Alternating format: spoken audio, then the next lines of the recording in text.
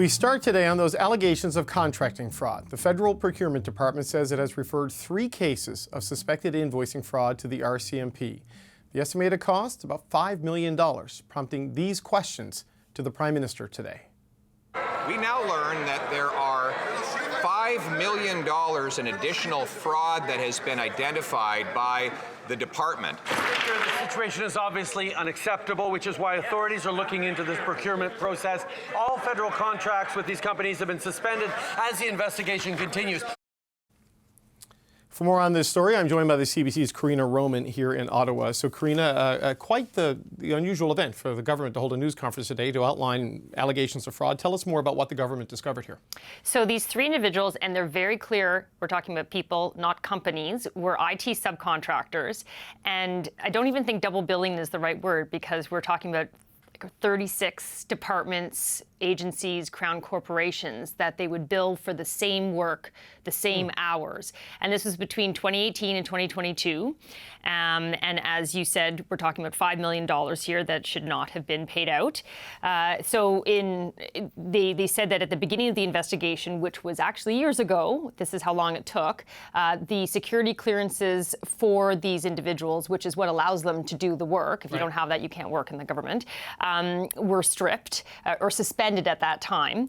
And now they're stripped because it's gone to the RCMP. The RCMP has been asked to look into these 3 cases. We asked, how did this even come to your attention? And it was a combination of a tip line that the government has, but also data analysis, looking for anomalies and patterns across. But they don't have a central data system for all the contracts. So this is what they were able to catch with what they have.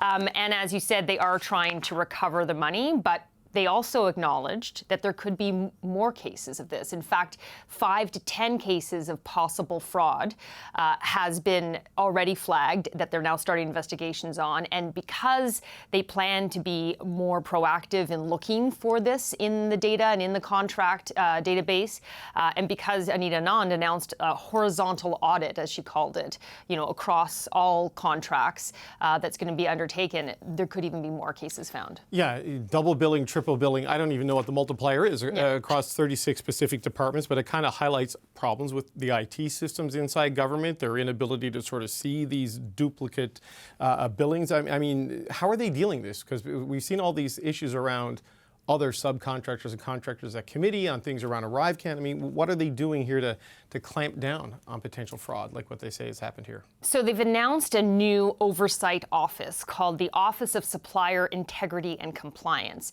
But it's not just sort of a central oversight office, it's also new measures that they say they'll bring in to clamp down and really tighten what they say, what seems to be quite a porous system.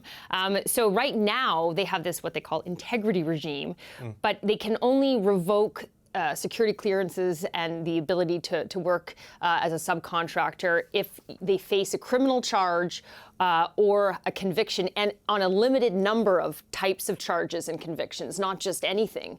And so they now say they're going to broaden that. A wider set of offenses and misconduct would disqualify you from being cleared to be a subcontractor, and more jurisdiction. So now if it's in another province that it happens, or if it's even in another country, like a trading partner, now that would also qualify you to lose your security clearance and be debarred, as they called it. Okay, that's an interesting move. Now, look, people are going to see this, allegations of fraud on contracting, contractors, subcontractors, and they're going to think, this sounds a lot like what's been going on with ArriveCan and the things we've been hearing at those committees. Is there a connection here? What's the connection here with any of those issues? Specifically, they said, we've asked multiple times, no connection with these 3 individuals and the ArriveCan app. Okay. So that's, they've said. But if you look at the broader picture, and certainly these questions came up at the news conference, ArriveCan is a high-profile example of a system that isn't working